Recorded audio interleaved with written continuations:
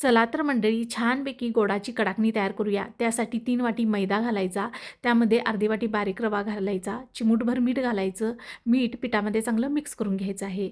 अर्धी वाटी कडकडीत तुपाचे मोहन घालायचं, मोहनही पिठामध्ये चांगले मिक्स करून घ्यायचे आहे। आता अशा पद्धतीने मुटका बनला पाहिजे पिठाचा, म्हणजे आपलं पीठ हे तयार आहे। यामध्ये ना 1 वाटी मी मिक्सरवरती बारीक साखर करून घेतलेली आहे, त्यामध्ये 4 ते 5 वेलदोडे बारीक करून घेतलेले आहेत।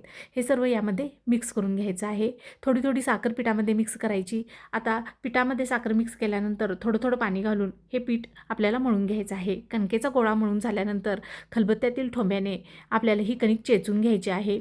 कणिक चेचून झाल्यानंतर थोडंसं तेल लावायचं आणि झाकण ठेवून ही कणिक 1 तासासाठी आपल्याला मुरत ठेवायची आहे। आता कणिक मुरलेली आहे चांगली, यामधीलच छोटी सुरळी तयार करून घ्यायची आणि याचे छोटे छोटे गोळे तयार करून घ्यायचे आणि छोट्या छोट्या लाट्या लाटून घ्यायच्या आहेत।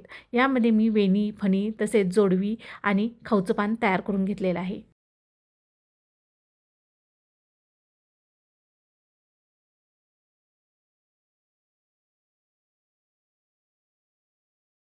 तेल गरम करून घ्यायचं आहे आणि मध्यम आचेवरती सोनेरी कलरवरती आपल्याला सर्व कडाकण्या तळून घ्यायच्या आहेत। कमी तेलकट, खायला अगदी खुसखुशीत या कडाकण्या लागतात। ही रेसिपी नक्की ट्राय करून बघा। आवडल्यास लाईक, शेअर आणि सबस्क्राईब करायला विसरू नका। परत भेटूया नवीन रेसिपीबरोबर। तोपर्यंत रामकृष्ण हरी, धन्यवाद।